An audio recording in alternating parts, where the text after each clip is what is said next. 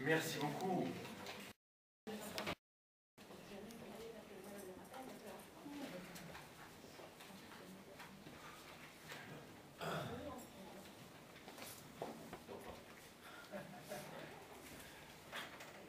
Merci beaucoup, mesdames, mesdemoiselles et messieurs. Je vais tout faire pour essayer de rattraper notre très léger retard dû à un petit problème d'organisation, dû surtout au fait que probablement nous avons accordé trop d'attention à l'excellent repas qui nous a été offert. Pour vous parler du vin, évidemment, j'aurais préféré avoir d'autres bouteilles que celle-ci sur la table, mais c'est après. Parce que la présidente exige des résultats, et donc parler du vin exige qu'on le déguste. Absolument. Je vais vous dire seulement quelques mots.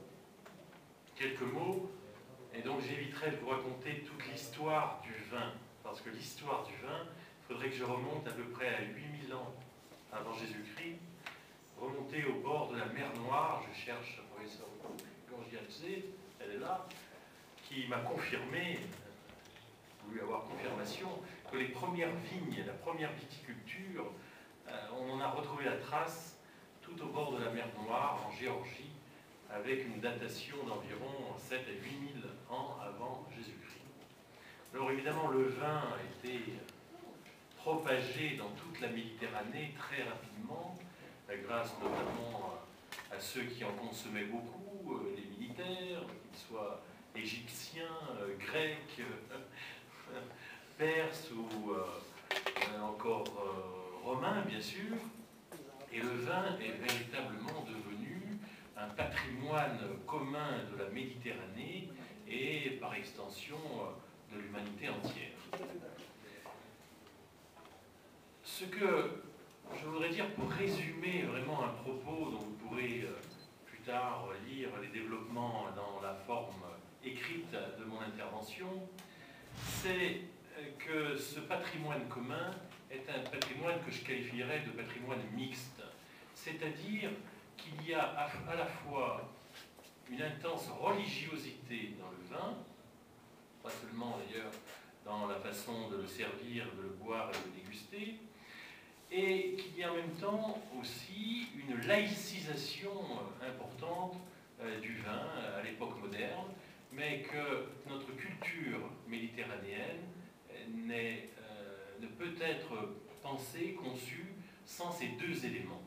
Et la mystique chrétienne a repris complètement cette mythique grecque par le phénomène de l'Eucharistie, dans le sang du Christ, en fait le vin, et le vin de messe qui a été servi, qui est servi encore aujourd'hui dans ce processus eucharistique.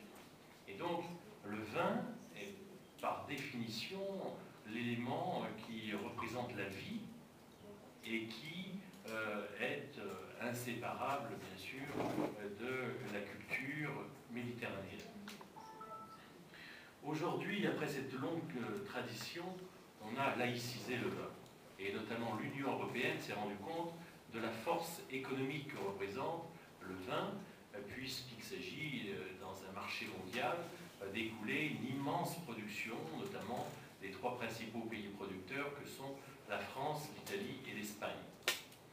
Et le vin s'est ainsi juridicisé, c'est-à-dire qu'il a été mis sous la protection, sous l'attention du droit, notamment d'abord du droit fiscal, parce qu'il a permis d'enrichir bon nombre de monarchies, de royautés, à partir du Moyen-Âge. En France, a été une des premières à taxer la production de vin pour pouvoir enrichir les seigneurs d'abord, et de la féodalité, et puis ensuite la monarchie.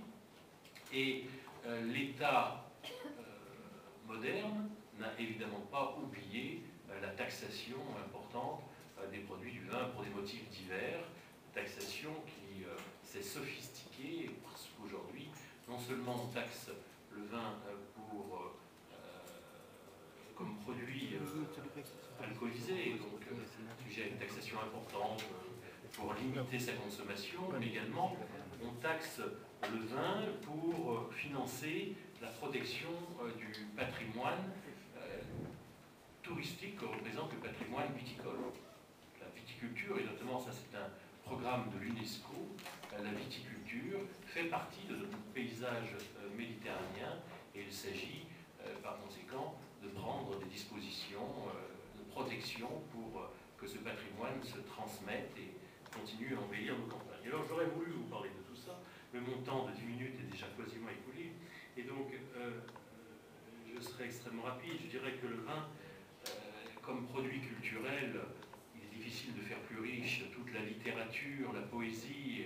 On peut partir de, bien sûr, d'Hésiode ou d'Ésope, d'Homère, tous ont vanté les vertus magiques du vin. La littérature moderne, les poètes du 19e siècle, les romantiques, je cherche la spécialiste du romantisme en poésie, je sais pas, voilà. Et évidemment, le vin a inspiré beaucoup les artistes, et notamment les artistes méditerranéens, qu'ils soient des auteurs, qu'ils soient des peintres, qu'ils soient même des musiciens. Notre culture doit beaucoup au vin. Je vous remercie de votre